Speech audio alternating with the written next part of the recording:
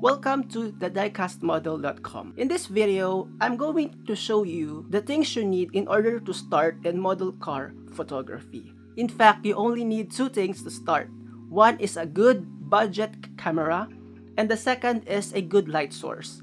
And in this example, I actually have this big softbox as my light source, but you can start with smaller softbox which are cheaper than this. I'm going to link them down in the blog post. The second one you need is the Canon M100, which I really recommend for starting. It's very beginner friendly and it produces good quality photos, and it's half the price of the other good cameras. Plus, Canon EOS M100 is actually very good in producing vibrant colors. The first thing you need to do is to actually close any light source. So in my example, this is a light source, but I can't reduce all of them, so I'm just going to try removing as many as I could. And the second light source is actually the light in my room. So close it. Now, the only light source you need to have in making a photo is actually the softbox. Okay. The softbox actually creates a not harsh shadow on the model, as you can see. Can you see it? Yeah. I am going to show you a picture of a photo with softbox and with external light source. Remember to remove every single light source except for one, and that's this. So why do I recommend the Canon EOS M100? The reason is because I'm using it and I've used it for quite some time and I know that it works.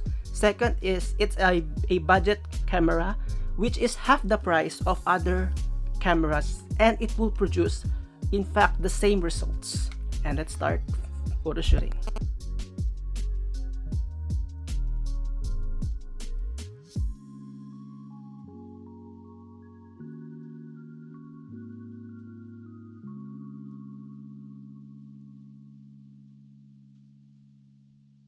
Make sure to take at least 10 photos because we're going to choose the best one. But in this example, I'm going to show you what the picture will look like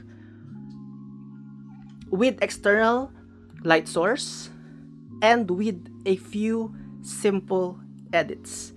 Let's start.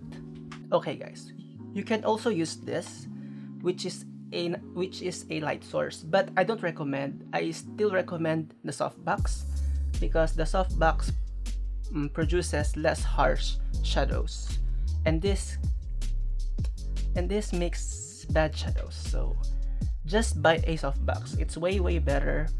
The price is just the same, but yeah. But this time I'm going to show you how can I edit the picture. Really simple. You don't need to be very good at editing to do this. So I'm going to plug my camera on my laptop for you to see how I edit, and I'm going to show you the final results. Okay guys, right now I'm in Adobe Photoshop where you're going to see how I edit this photo. So very simple, very basic. I'm going to teach you the most simple way to edit a car photo. So what you're going to do is go to this one and click curves. Okay. Now you're going to see this straight line, and our goal is to make an S curve. I'm going to show you how to do it. Just follow along. Okay. So first is to make those dots and make in an S curve. It will create a cinematic look on the photo.